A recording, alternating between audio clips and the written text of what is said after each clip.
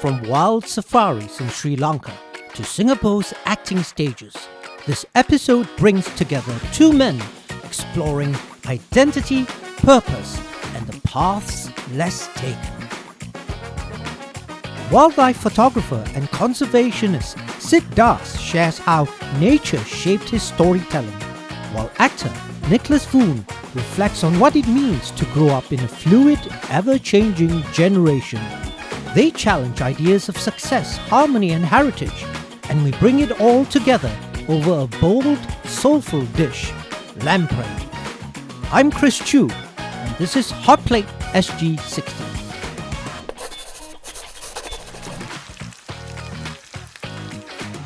Sid, Nicholas, welcome to Hotplate SG60. Yay! Thank you for having me. It's weird to be on this side. Delighted to be here on this side with you. No. And you brought my favorite guest that we had in our previous show back in time. Sid. Thank you. Thank you. Delighted. Okay, so I'm going to start off with an interesting question. Sure. So, and this is for both of you. Depends on who wants to answer first. What is your raison d'être? What is your reason for being? Jump straight into that big one, isn't it? That was no warm up here. Sid, you take this one. Right. Okay. I'll jump back on that then. Reason for being, sit around in this lovely room, resonates really well with me. I think the energy is really great, and it speaks immediacy about something that I think I feel inside, even though I don't necessarily articulate it all the time. But I think it's, look, we're on this planet and in this life and in this place with these people, whether we like it or not. So trying to find the most frictionless, smoothest glide through this chapter, however long it might be, wherever it may take me and whoever I'm surrounded by. The point is to just move through it like a hot knife through butter.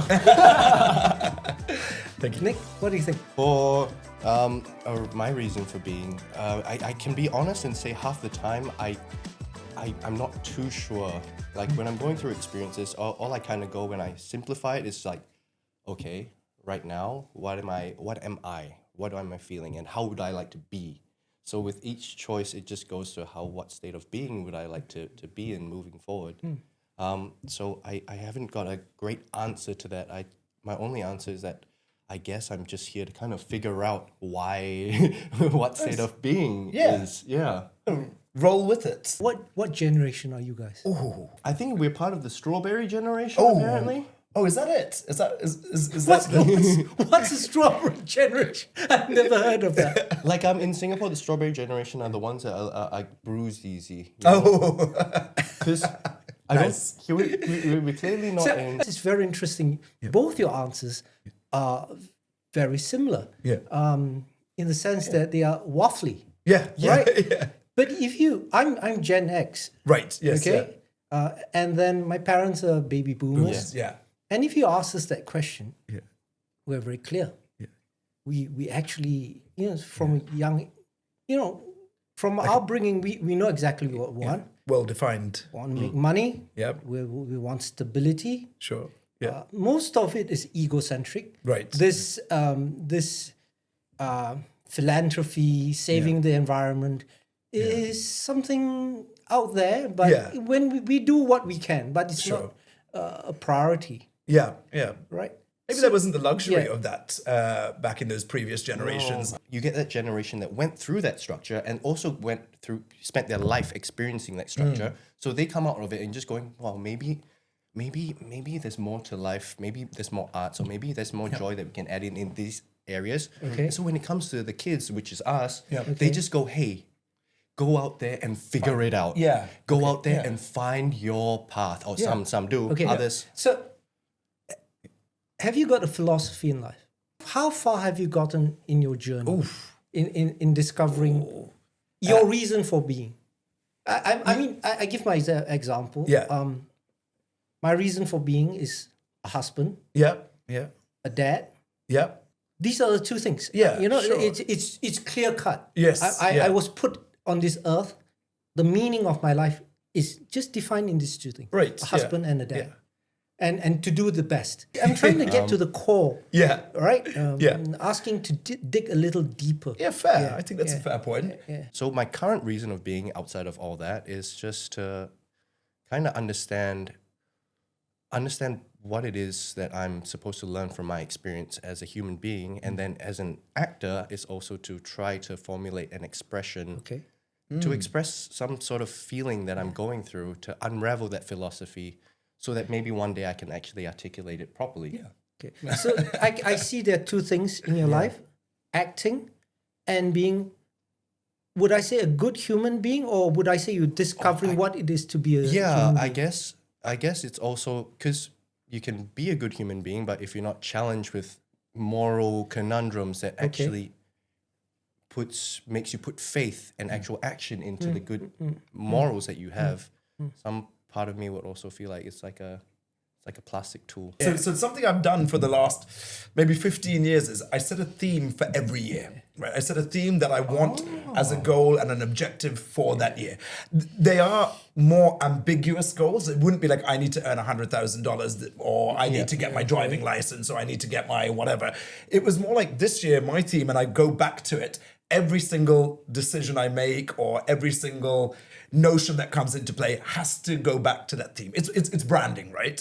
So I've had, I don't know, year of love. So the year of love was all about like one love, dude. I'm not going to be saying anything negative about people. I'm not going to think negatively about this thing or that person's idea or whatever it is. Year of love, and come back to that. This year, so I had a wonderful year, which was This Awesome Life. It was the This Awesome Life tour. So it was basically a year that I said, I'm going to treat this like I'm a rock star on a tour. And, skinny dipping in pools, impromptu flights to other countries. And that was it, because the mentality was like, you know what? I'm going to do it. This Awesome Life. Let's go and do it. So this year was onwards and upwards, which is, bigger and better. Just going for, reach that a little bit more.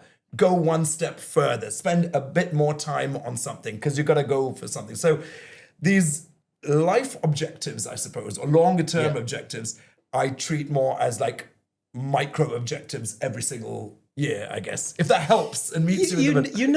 I'm just so amazed by both your explanations, because it's very to a boomer or to Gen X, it's fascinating. I can imagine. Is there an alien inside? You remember Black Man in Black, where your head opens, where your head opens up. That's a little. Better put these on and give him a flash. It's like, wow. What are you guys? Okay, are you from the same? Are we from the same planet? Right. The funny thing is that you watched us get indoctrinated into this fantasy world. That's right. Because before then, in the silver screen, we had very, very slapstick comedy. We had romance that had poetry filled with every line. It was called the golden era of movies. And then now, when the generation that we brought up, it's about follow a train to find Santa Claus.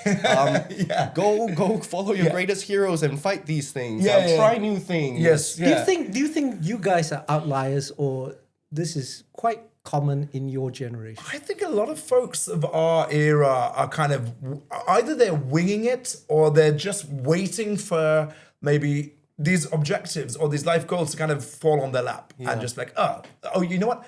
I studied maths. I guess I should, got into an accounting firm. I can fit there? Okay. I'll go with that.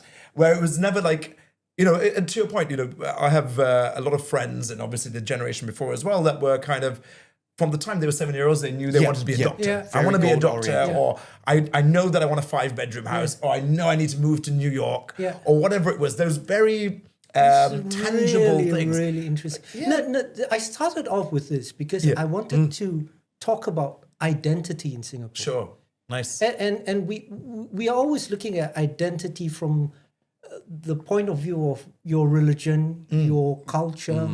That's the more common one. But absolutely, it could be a generational thing. Absolutely, right? It's like how you view life. That reminds me a lot about my dad, where he was very sure about like it wasn't like, oh, I want to be a doctor, I want to be this.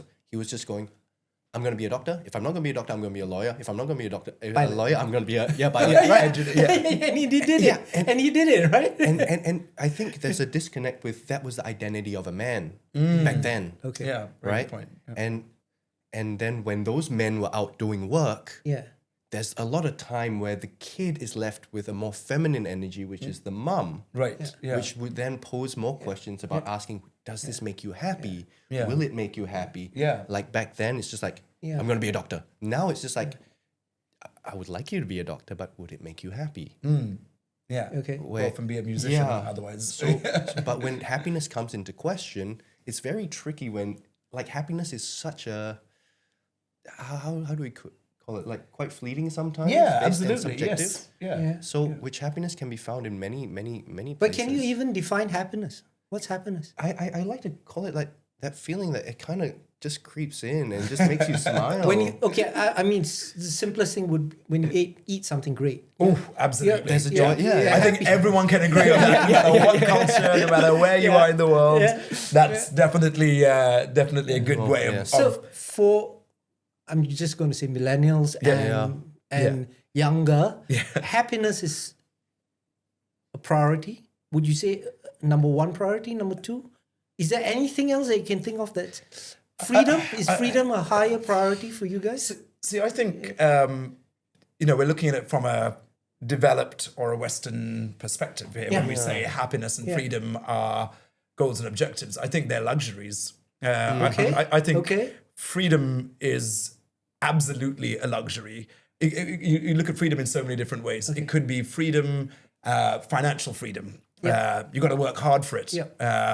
It could be freedom to express yourself. You don't get a chance to do that in a lot of places. It could be freedom of choosing who you love and who you want to be with in your life. Freedom from or freedom to? Exactly right, yeah. And happiness you could put through that same lens of, you know what, I need to, some people in the world are struggling just to make ends meet and to have basic food, life, shelter, water, medicine, let alone to have that next step of a luxury, the luxury of actually being joyful and happy and playful. And you can make the argument the other way as well, because a lot of the people that have none of those things, no big house, no car, no job, are still somehow happy as well. So that I feel like they're not things that just can come naturally. And so I don't know whether both of you are being deliberately vague or are you just vague?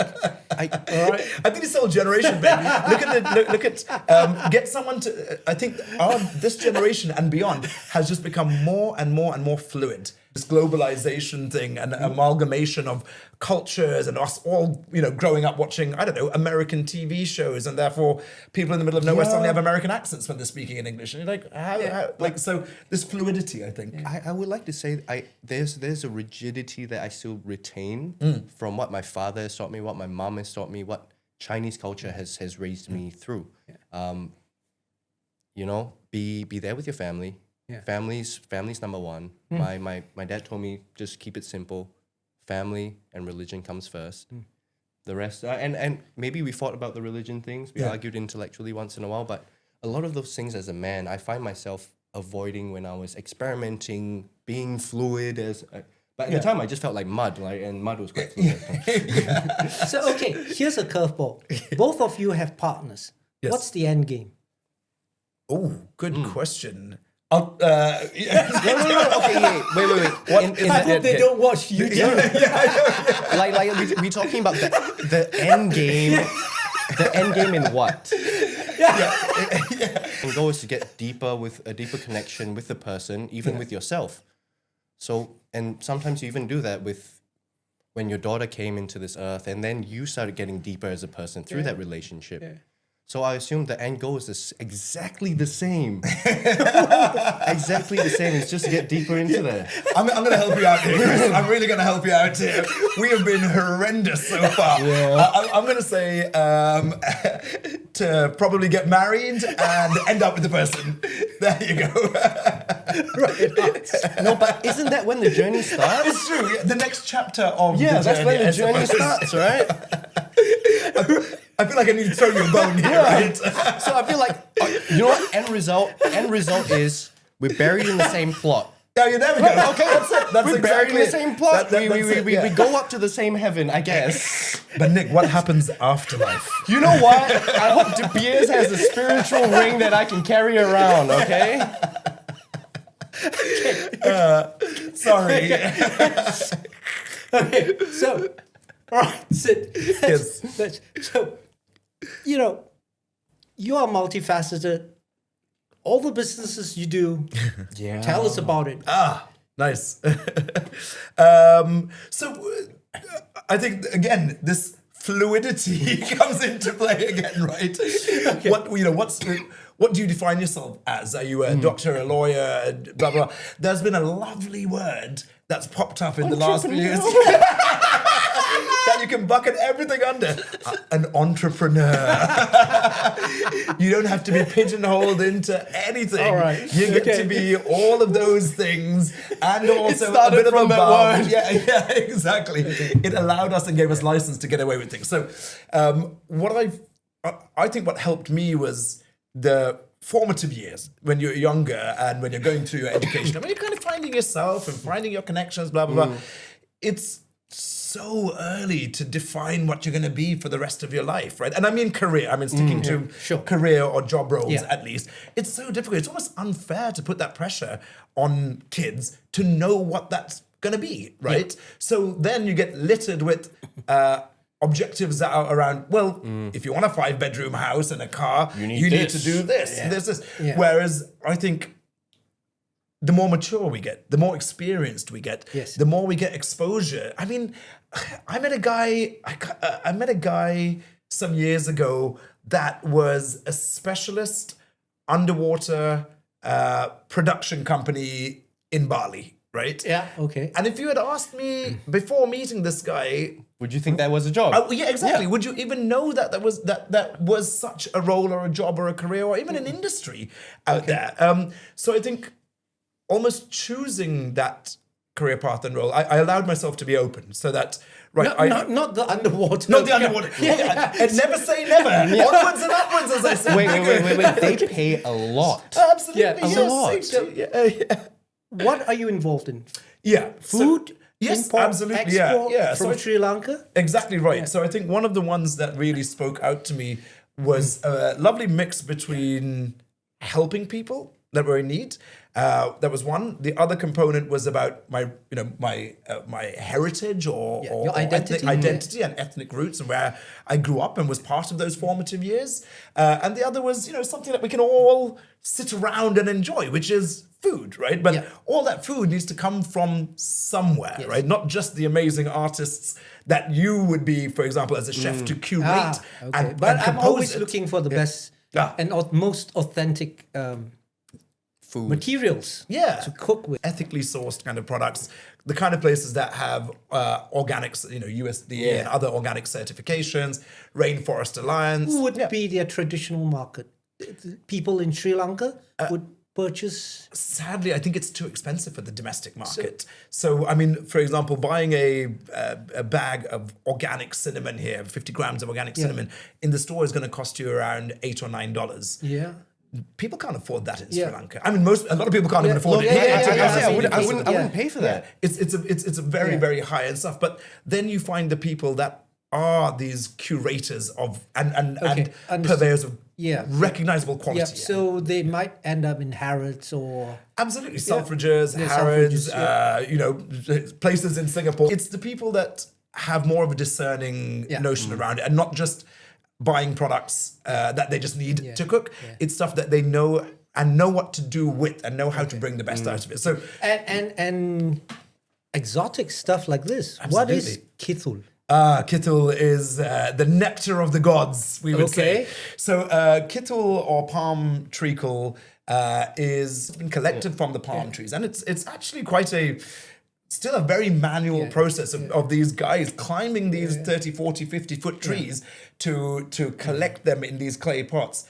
bring them down, let them sit for hours, and then boil them really slowly. I mean, over 24, When you 48 say hours. palm, are we talking about the coconut palm or some other sort of palm? It's a variety of different palms, actually. Yeah. So within kithul, you'll have a lot of different types of palms, as well as coconut palm as one. So you'll have coconut kithul or coconut treacle, as well as some of the other palm varieties that you get in Sri Lanka. And the process of kind of boiling it on these wood fires gives it a really like smoky taste. Yeah, it's good to keep this heritage of foods and processes alive. Otherwise, if nobody, they can't make a profit, can't make a living, they stop doing it, and they go to the city and become an accountant.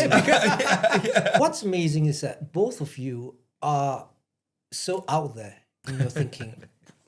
How has Singapore given you a space here? I would think that you would flourish in societies that would be more free. Yeah.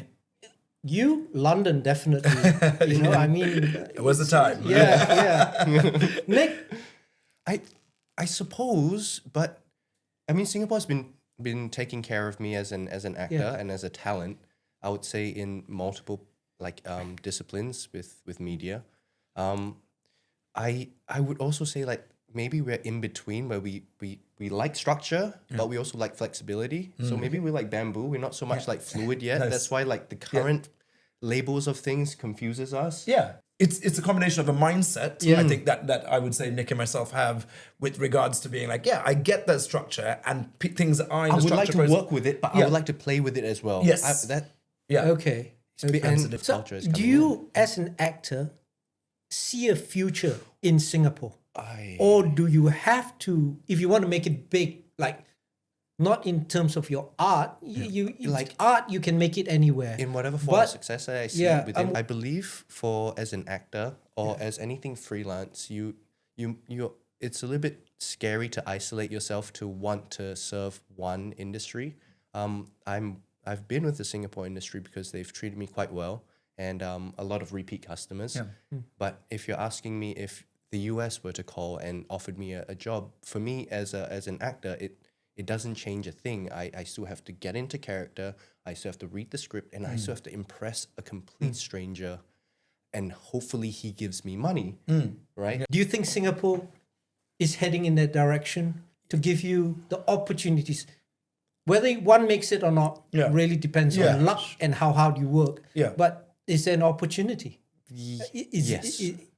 Is it going in the right direction? I believe it is because I also went through the path of Singaporean education through LaSalle. Yeah. And even if I was fresh then and they got me through, even gave me opportunities to perform, then after that we started then getting connected with the industry. So I feel like we are really taking care of the best that they can, right? Because you got very smart people who have been supporting Singapore from, let's say, your generation, and even them, they're looking at us and they're just going, oh, millennials are confusing, let's not even get to the new ones, right? And they have been listening to us the best that they can based on the structure and the foundation that they have built. Yeah. And so I feel like Singapore is a place that can only get better. Yeah. Sid, what do you think? I mean, look, you've planted roots in Singapore. Yeah. Opportunities. I mean, Gen X would look 10 years ahead and say, I'm going to calculate and... Yeah, okay. All right. Either yes or no. But what do you think? It's heading in the right direction. I mean, for me, I would look at your products and say, Singaporeans definitely have the wherewithal to purchase this. But absolutely, yeah. It depends on whether you want to be a niche supplier and make sufficient money just to survive, or do you want to make it big? And become a grocer, a worldwide grocer, right? Yeah, absolutely. Yeah. So I'm asking you, what you Yeah, I think it's Singapore's always heading in one direction, right? It's always heading in that upward trajectory. It's young. I think I would say the place is still young, but they're not arrogant. I think, which is a nice balance.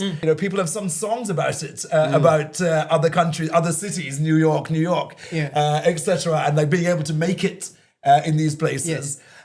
That is what Singapore has ahead of it, right? Attracting the talent to know that Yes. this can be the place to Yes, make it. yes, And yes. it just so happens it's also very comfortable. It's also super safe. It's also extremely well It's structured. all these things as well, yes. Yeah, exactly. But it's the place that I think you can make it. And I know in the past, maybe, like we said, it might not have had the luxury of empowering certain industries, like the arts, unfortunately, and a few other things.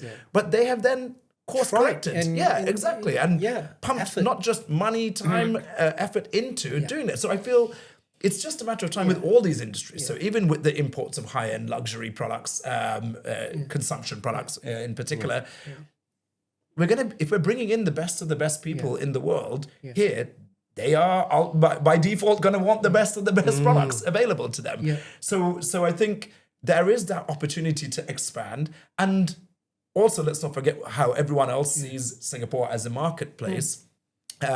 It's your gateway to Asia, to the rest of Asia. This is never going to be a volume market for anything. Sure. It's an image market. yeah. So if you nail it in an image market, you can waltz on into Malaysia, Thailand, Vietnam, because you've done it in such a competitive market and you've done it so well. So yeah, I think this definitely is the environment for that. Well, of all the answers, that's the one with the most clarity. Yeah, Gave you a clear one, I do finally. understand that. Yeah, I absolutely understand that one. Thank you. That's what I'm here for, buddy. That's what I'm here for.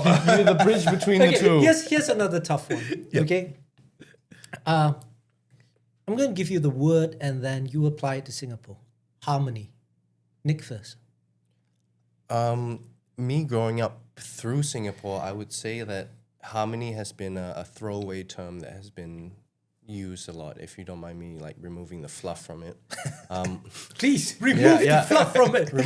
Because a lot of times we jam this harmony into our brains, and a lot of times we never go through the steps to actually have that harmony actually built. Yeah. So I just think it was a nice marketing campaign to get people to say that. But I felt like the follow through of actually the actions to take that into a less aggressive, a more accepting, a more emotionally stable and understanding, harmonious environment is still, I guess, in the works. Okay, Nice. good. I understood that. Yes. I just What he said. I had to simplify that one. Growing up in places like London, and then even Sydney, and lived in the US and stuff like that. Yeah. You step into Singapore, and this is as harmony as it's gonna get, right? For a city, at least. Yeah. There's no beef. No one's trying to mug you on the side of the road. No one's shouting out abuse at you from across the street or queuing up behind you and pushing you. This to me is like really harmony. So. We have experienced different Singapores. We have experienced very different Singapores. Whoops! Come over to us. I feel people get hit with a sense of harmony coming here, things, and also harmonious in how things work. Yeah. Things have to work in harmony for it to infrastructure. work. Absolutely. You know what? The harmony is also integrated into the infrastructure that we do have currently with all the systems and all our education, which I guess that's the best form I can go with harmony. Wow, you improve with time like wine. Very good. Like a very fine arak. good. I was always that way. I was playing a character, I swear. Very good. A couple of years ago, I wanted to obviously do some photography out here in Singapore, so we went over to one of the parks on the boardwalk there, taking some photos, and Conservation is a big part of your life, right? Absolutely. Yeah, hugely. You are a ambassador for National Geographic. Yes. So I'm a qualified educator through Nat Geo, so we do a whole load of work on that front, and it's all really voluntary.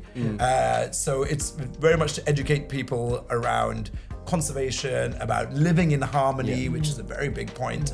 And a lot of people will say, well, what are you doing in Singapore? But I think that's exactly the notion that we want to change, which is you don't even have to step out of your house. There is wildlife and nature wherever you might be. It could be anything from, it's not just about the big charismatic lions and elephants in Africa or the tigers in India. It could be the 3 types of primates that you have in Singapore, from the macaque that we see wandering around, or the extremely endangered, highly endangered Raffles Banded Langer. And the human being. And the fourth, the human. Homo Singaporean. This was in Singapore, yeah. This was. You're doing a Dr. Dolittle. Right? Yeah. These guys, I don't know, attracted by my animal magnetism, maybe. That's something I find that you do have. Birds flock to me. Mine is with mammals. Lucky you. Right. The hornbill, wonderful behavior with these guys. So when the female, so they mate for life, and when the female gets pregnant, she goes into one of these holes in the tree, and the male actually completely blocks her in there. So puts mud around it, and then for the remaining time frame of her pregnancy and when the chicks So are he born, enslaves her. pretty much. Well, actually, if anything, he becomes the slave because he'll go out and get bring food food. constantly, Yeah, he'll bring food on, like throughout the day. He's just bringing food back to her while she chills. Chills in her little den. Literally Netflix and chills. Yeah, exactly. Yeah, but locked up in the room with the babies. Terrible. Ah, yes, flying through the African air over there with the storms approaching. This was a lovely time in an area called Serenara, which is central Serengeti. Looking very cool here. This, you know what? This is East Java. Thank you for the compliment. East Java, Mount Bromo, if I'm not mistaken. So went up. That's a volcano, right? Yeah, it was. Yeah, and it was pretty active at that time. So nice little trek up there. Not a lot of wildlife, to be honest with you, but some spectacular views of the volcano. The wildlife is saying Environmental dumb science human. major. Yeah. The wildlife is saying pointing and saying dumb there's human. a reason why we're not there, and this guy wanted to get as close to the volcano as possible. So there's always one, isn't there? Beautiful photograph. Oh, thank you very much. Thank you. Gorgeous. It was just a little kiddo, just a young juvenile in the trees with his mum, but the mum's just disappeared off, and had a perfect moment where we turned around and just saw him through the foliage, and he making perfect eye contact with the lens, which is what you always want to get. Money shot. So why not go to the coldest capital city in the world? And so myself and my partner Steffi over there decided we'll do Christmas in the steeps of Mongolia at minus 43. What a big lens! Oh yeah, that's the beast that I often take out with me out there, and yet didn't even need. It's all for show. Look how close the line is. I didn't even need such a huge lens. I could have been using my iPhone and got the picture when it's 2 meters away from you. You shoot these. Just to get, the hairs in his nostrils. Yeah, he's the man. Now this is the money shot. He is. He is. Did you just take my random look at Facebook that. photos? Yeah. That's just a photo shoot. There's nothing to do with acting. Okay. I was just helping a friend out. This was a TV series I did for Vidsi. It was one of my first series that I did as a lead character. But I feel like I have to explain that through my time as an actor, there's a lot of tragic situations when it comes into the acting world. Like this, the first time I get a lead role, right? The next thing I find out, it's circuit breaker, it's COVID, and every single scene has to be done with a mask. Oh no! It's a romantic comedy, and it's like, imagine you have to be 1 meter away from Rose every time. Yeah. So and this was continuously going through my career. Wow. All these events are happening, so I would say like the easiest part about acting is actually acting. Well done. Made it. Wow. You stole Nick my. without his shirt. Okay. I Now feel that's the money shot. There you go. Nick without his shirt. Okay, this actually I can put it towards acting. I swear I did not take the photo myself. Honestly, during acting I get quite a lot of burnout when I'm actually trying to force myself to perceive a completely different thing. Because sometimes I feel like there's a baby boomer in me, and then a new script comes. Oh, you have to play this characteristic. I'm just like, oh, it's gonna take so much work. And then when I go through it, the mental toll of believing that it starts like stacking up. So it kind of forced me to start seeking more meditation practices to actually like balance the mentality out. Yeah. This is something that I would also like to explain about acting is like sometimes your job is very versatile this is for Channel News Asia, where we were filming a documentary, and this was in Mumbai at the time. Wow. Wow. Look at this guy. this? At this point, you're just. No, this was a photography project for some of the students in NAFA and in LaSalle. Cool. So I would Shout tend to in my off time work with the community Nice. before they get into the professional. That's cool. That's I'm nice. sure alumni as well, right? I So suppose giving back, so, yes. Giving back. And why the silly look on your face? Okay, now you're not even getting the show shots. You're just getting the behind the scenes shot of when I stumbled my lines and they all looked at me. Oh no. This was one of the student films that my co-actress Mila, and the film actually won some accolades. Wow. Yeah. It looks He got- cool. he got Best Picture. Wow, no way. That's great. And so a lot of the students actually come up with some really, really like groundbreaking stuff. Yeah. And don't get me wrong, sometimes it's just horror stories. And sometimes it's just Okay, horror last stories. photo, and I'll end the torture. Oh, speaking of horror stories, my gosh, it's like, did Rose tell you this? I didn't even tell Rose. Okay, so this is called Wild Goose Chase. This was early on when I started transitioning into film based on COVID, because it was supposed to be theater. Yeah. So this project, they were so fresh into the scene that they had no idea how to work with actors. Right. I had a crying scene because, okay, my character kills his mom based on a psychotic episode, and then he comes back to realize that, right? Wow. And so this scene, which was supposed to be like one extreme focus, and then we shoot 5 minutes of pure emotion. Wow. It just became, sorry, can you do that again? Can you do that again? I cried for 8 hours. What? I cried for 8 hours, to the point where I started crying, right? And no water came out. It was just, you know the green mucus. And I'm looking outside and I'm just like, wait, rap time was like 6 hours ago. There are no more tears to cry. Okay, Nick, you are just amazing. Sid, you're amazing now. Thank you. We've got to go cook. I've got a very special guest coming. His name is Sid, and he's from Sri Lanka, but he's based in Singapore now. I'm going to be cooking him a very unique Sri Lankan dish called Lamprais. By the way, Lamprais or Lamprais is translated from Dutch. So Lamprais in Dutch is Lamprais, but when translated, literally means just lump rice. I need about 4 tablespoons worth of coriander seeds, cumin seeds, fennel seeds. I'm making lamprey, a Eurasian dish from Sri Lanka. Black pepper It's a corns, combination of 5 many cardamom side seeds, dishes. Its 5 soul lies in this cloves, curry. a stick of 3 cinnamon, meats, slow fried cooked chili. in spice, So we're gonna stock dry roast and tradition. Lamb, chicken and pork simmered down till tender, each bite layered with Dutch burger history and island fire. curry leaves, a bit of rice for texture.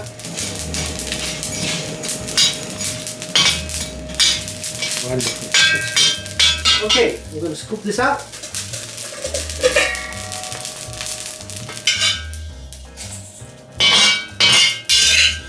Lovely. Now I'm going to use a spice grinder, and we'll grind the larger bits first.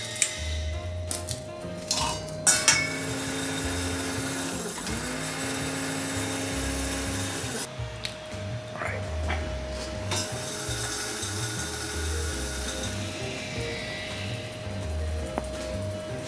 Lovely.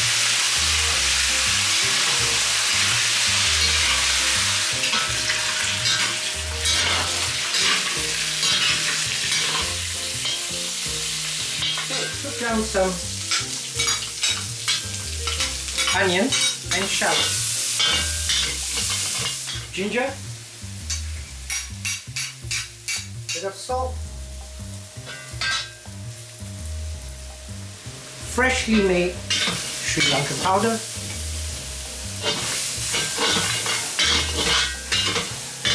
cardamom, black pepper and cinnamon, just to perk up the flavors.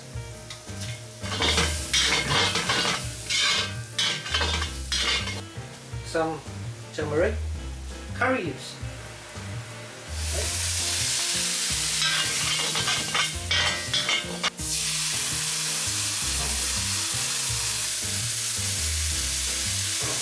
The lamb.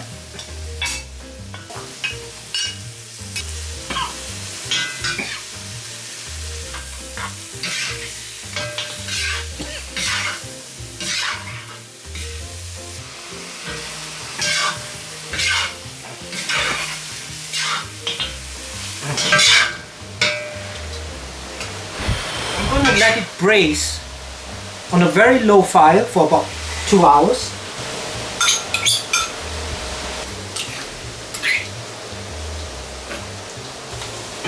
And onto the fire.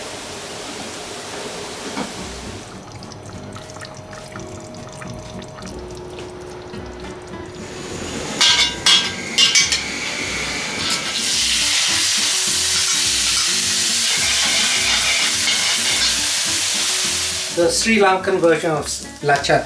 So in this paste, which was ground together, was belacan, dried shrimp, garlic,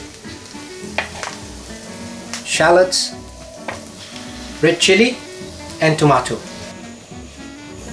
So I'm making the sini sambal. This is the Dutch burger version of the sambal for the lampreys. So we started off with some cardamom pops, curry leaves when it's up to heat, and let them splutter. So it's up to heat, I'm going to let it splutter. Okay, smells great. Sini Sambal is a sweet, spicy onion relish, slow cooked with tamarind, chili and fragrant spices. In lamprey, it cuts through the richness of the curry with deep caramelized intensity. Good.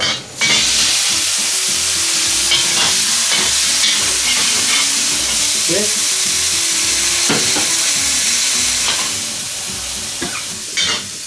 Sri Lankan Sambal. So I'm making a brinjal moju, but to save time I'm going to add in some plantains as well. So a moju is a sort of a dry curry. I mix the fried eggplant with plantain and mix the flavors in vinegar, sugar and spice. This will add tang to the mix. Yeah. Nice. Okay. There we go. It's mustard seeds and fenugreek.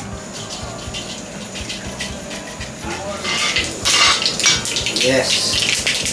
And chili.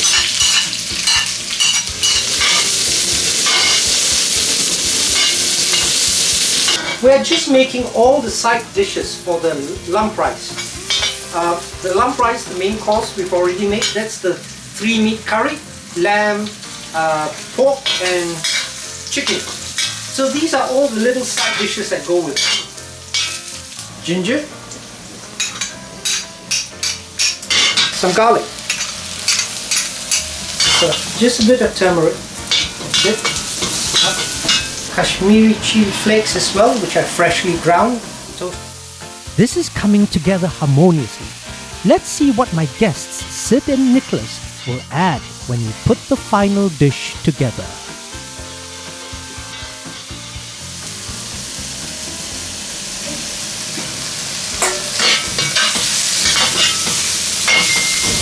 chaps, we are making frikadels. Oh yes, Meatballs. absolutely. I'm going to season it. Then it's a competition between you two to see how quickly you can roll it. Alright. Yeah, it's a tribute to your heritage. Thank you very much. Yeah. Yeah, it's So you've got to provide the voiceover for this. What are frikadels? okay. Frikadels are an essential component Nutmeg to bit of nutmeg, pepper, some and nice salt. slightly stale bread soaked in milk. Like, is it stale thing or like? It's actually a real thing. Yeah, it has to be slightly stale. I And think, in it goes. yep. And and I'm going to scrunch it That's up. the fun part. Is this something you always constantly like ate growing up? Well, Lamprais was actually a dish that was very hard to get hold of, and even harder for people to do it properly. And this is one part of what would go into a Lamprais. It's been kind of localized in Sri Lanka now, and they just call them kind of cutlets, and you'd have them as like meat cutlets or fish cutlets, which is generally minced meat or like fish with potato and spices in there, rolled into a ball and then breaded and deep fried. But the origin of these Sri Lankan cutlets and rolls, mutton rolls and fish rolls that you'd get there, the origin are frikadels. Very similar to what you would see in Indonesia as well. So all part of the same journey, I suppose. Looks great. Okay, Very nice. bit more and you're ready to roll. Yeah. Right What are the sizes consistency. we're going for with the balls? Yeah, Okay, so normally it's like it's within like the cup of the palm of your hands, kind of. So No, you that's not get- fair. I got. Okay, he got big old. He got junky. please don't make it too big because after this, Yeah. both of you need to wrap the lamprey. Oh, okay, good point. So actually, they're around this size. They're like marbles. It looks like little marbles. Little peas. Yeah, that's right. Yeah, exactly. Let's get rolling. Let's get rolling, rock and rolling. So I- it's already I spiced. suspect that Oh, this- yeah. the size Yeah. would be something like that. Little balls, and then they're going to be Yeah. fried. So Chinese meatballs. So Yeah, it is. Yep, stop talking and start start rolling. rolling. Less of this, more of this, buddy. Yeah, there we go. Yeah, that's about right. There's a technique to it. Yes, I took a little bit too much. Slightly beefies. larger, slightly. Mine's getting a little bit too big. Yours is spot on, Chris. Yes. Obviously. You know what? This is an odd question, but I would think that since you I would have the assumption since Yeah. you're have such an affinity to animals that you might not even want to eat meat. So, to be very honest with you, most weekdays I am vegetarian. So I don't. I mean, I make it. I'm not crazily strict about it, but just a Last one. last one. For me, it's more about just minimizing. Pop it right there. Look. Minimizing Just damage. minimizing damage. Exactly. Sustainably, right? With some meatballs, you'd put breadcrumbs in there and stuff like that to help Bring it together. bring it together. Yeah. So I'm assuming that's where this comes from, because back in the days, probably didn't. You don't even know what's difficult about this. No, exactly. I was like, it takes up a lot of time, that's for sure. You're right, this setup, like in so many places in the world, whether it's from South America to like Thailand and wherever, just Throughout India. throughout India. Yeah, of course, yeah, exactly. It's this kind of pretty cool. Big old walk, and then you gather around, and people gather around, Yeah. and they get their food, right? And I guess in a way, if you think about it, right, like even though people are cautious about street food and blah blah blah, once it's come out of a boiling hot pan of oil, it's killed everything. So you're probably the safest bet. Are you ready? Whoa! There you go. Oh! Yum! The next step, you guys are wrapping the lamprey. This is tree meat curry. What's That's it right. called? Yeah. What's It literally is a mixed meat. They would call it a mixed meat curry. All right. And this one is the aubergine brinjal. Brinjal pahi. Yeah. Mambatu pahi, they would call it. So it's like a Cool. Now brinjal. we've got some authentic names. And this one is the Sini Sambal. That's right. Sini Spot Sambal. on. Sini sambal, yeah. caramelized onions. And the frikadels. Excellent. And this is the belacan. Spot on. That's interesting Spot on. because in Malaysia and Singapore, Yeah. we also call it belacan. Belacan. Yeah. Yeah, And okay. I think a lot of the dishes have a lot of similarity from the All maritime right. era. And this one is not plain rice, is rice, basmati rice cooked in lamb stock. Brilliant. Right? Yeah. So, don't know how this tastes, but I think it tastes great. I'm sure. Now, Nick, if you can lead the way, because on makan time, you play. Okay. These were meals that they would have 5 times a day or so when they were on the ships. So they snack quite a bit. Yeah, they love it. But as you can see, highly nutritious, right? Even the rice itself. Okay. So yeah, that smack That's bang right. in the middle. Very nice. That's my bad. Maybe a little bit more more? Yeah, you can get a bit more in there, I would say. Lovely. Yeah. Very nice. Okay. And then, Yeah? yeah, Is that too perfect. much? No, that's great. That's great. So that's your Vambatu Pahi with the ash plantain in there as well. Yeah. Your Sini Sambal. Sini Sambal, which is your sweet, spicy, caramelized onions over there. Perfect. Yeah, not too much. You'll go with the mixed meat curry now. Yes. Again, very nutritious.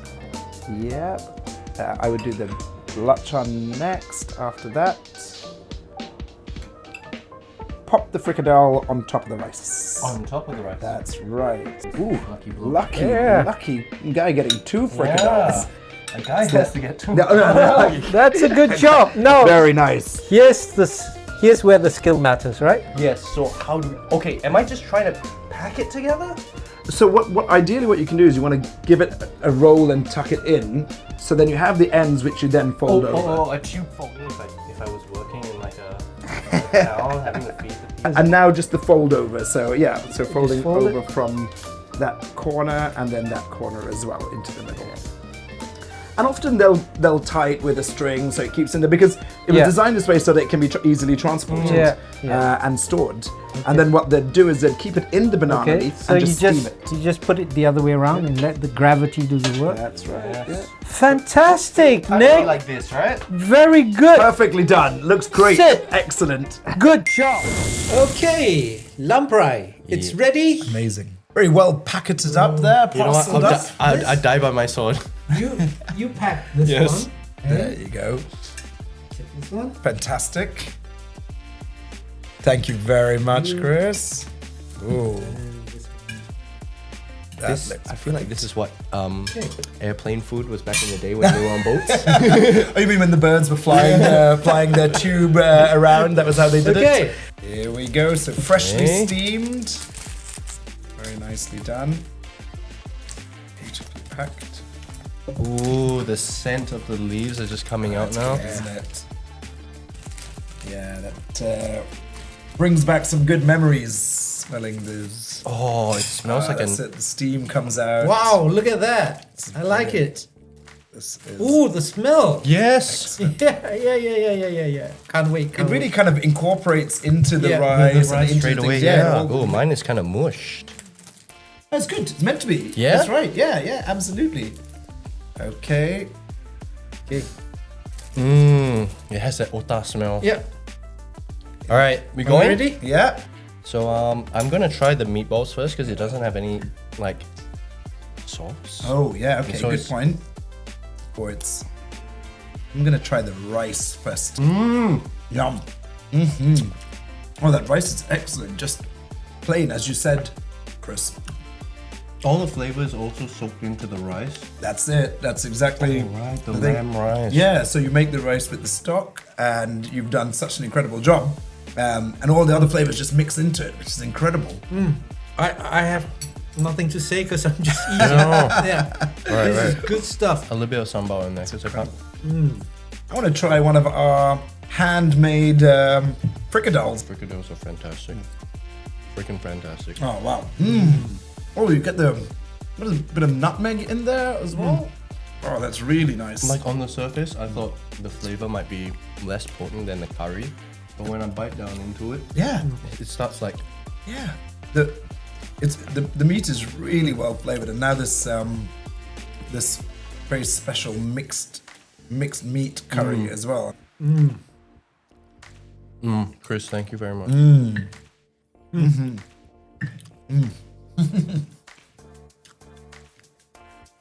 That's excellent.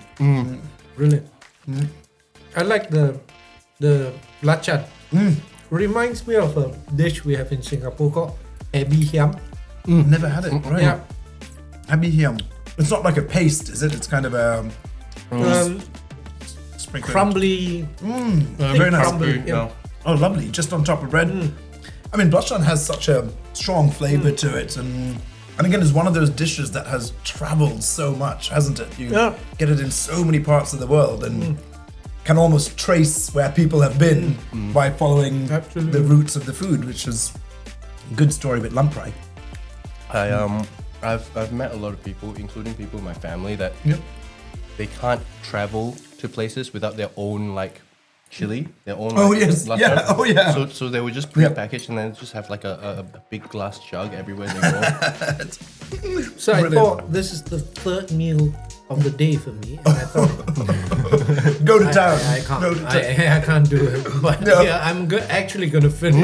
But when you put so much love, time, and effort into such a complex dish, you can't let it go waste. No, you can't. But you've got it all in there, Chris. You've got the ash plantain, the sini sambal, the blachan, the bambatu pahi, the aubergine, mixed meat, frikadels, rice, the whole works. Brilliant. And you know, very often now in Sri Lanka, when you try to get this dish, it's become so corrupted in a lot of places. It's true because because everywhere you go, it says Lamprais. That loads of places, but actually it's just more of a rice and curry. Yeah. Where they've just put random things. They'll put everything from dal in there to eggs. This is and Indian. chicken. Oh, this is from India. Put this in there, put this, and unfortunately, it's lost the sense of the true story, authenticity of Lamprais, which is meant to be just small packets, 5 times a day. So people ask me, do I like to cook fusion? I actually don't, because recipes like this have taken so many generations to perfect. Yeah, absolutely. If I mess with it, right. And that's the sad thing, because it's taken so many centuries and generations. What ends up happening is almost every generation puts a spin and a spin and a spin, and all of a sudden, no one knows what the original was. I mean, the original Lamprais is not documented anywhere. The actual original Rice and rocks. yeah, exactly. Yeah, and you've got to find the old aunties that will give you their secrets. I'll trade you for this bigger rock. yeah, exactly. Yeah. So Nick, what's this Best Actor award that you won? It's actually wasn't something that I was aiming for. With a lot of the projects that with the final year projects that I worked with, one by one they started coming back. Oh, you won this, we won this, we won this, and I'm just like, oh, okay. So I never really stopped to actually think about them, because these awards come like about a year after the actual movie. Okay. So I got a few best actors. Wow, And, a few. Amazing. But Wow. No, but you have to understand. Maybe it's like I would also say with every area and region you're competing with, it's different levels, right? So I wouldn't even go as far to say like I'm the great or like I'm this. I guess I just found ways that I can just make money off my craft. What did you bring? Oh, Chris, so I wanted to match your true, authentic Sri Lankan complex dish with more stories of the human journey and the spirit of humans moving around. So, as we know, the Lamprais has this wonderful story of the Dutch coming to Sri Lanka and around the region and taking over, but leaving us wonderful presents like the Lamprais. Another community that moved over to Sri Lanka when the Dutch and the Portuguese and British were there was the Malay community. Yeah. And the Malay community brought their versions of desserts that then eventually got Added in? Yeah, added in and also adjusted based on the available ingredients in Sri Lanka. So here we have a very famous Sri Lankan dish called Watalappan. Or what'll happen. What'll happen after you eat it? What'll happen if it's not cooked properly? And it's a mix of coconut cream, the kithul treacle, which we talked about, which is amazing palm treacle, cardamom, so it's spiced with a bit of cardamom, and eggs. And that's it. And you set it like a custard, and then That's what I was about to say. It's a custard, isn't it? it is, yeah. It's a cardamom spiced custard, essentially. Cardamom spiced coconut custard with kithul. Ooh, there's a lot of C's and K's in there. So, I hope it. I can't wait to try. It looks good. Yes, please let me do the honors. Yeah, it's interesting. So the Lamprais comes from the burgers, right? And they are the equivalent of the Eurasians in Singapore. Absolutely, yes, yeah. So again, this movement of people because of the golden maritime era, I suppose. We had the Dutch burgers originally. Right. And the word burger means citizen. Yeah. And not that meat filled. No, not those delicious buns with burger patties in there. That's lovely. I say, turned out all right. Very nice. Thank you. Like Texture's good. it took me a while to get used to the texture, Yeah. but then once the flavor sinks into it, Yeah. It's a bit flawny, isn't it? It's a bit. I don't know what that means. I like it. Wobbly. Wobbly. I'm glad you do. I'm glad. Isn't it supposed to be wobbly? Yes, it is. Yes, yeah. So it's got the influence of the Europeans who make a custard and Yes. very, very Asian, Malay flavors. Absolutely. Right? Yes, yeah. Amazing. That kind of kithul, that palm treacle and cardamom. Yeah. The bit of cinnamon and clove in there as well. Lovely. Glad you like it. Very well done. So it's a very famous Malay dish or Muslim dish that you'd have in Sri Lanka when a lot of people are celebrating Ramadan and all the ones should get some of the most amazing Watalappan coming from the aunties who never share their recipes with you. From jungle trails to the stage, Sid and Nick brought stories of purpose, identity, and heritage to the table. Wrapped in banana leaf, lamprey became more than a meal. It became memory. And with every spoon of Watalappan, we tasted movement, migration, and meaning. Watalappan! What'll happen next? Watch Hotplate Hotplate SG60!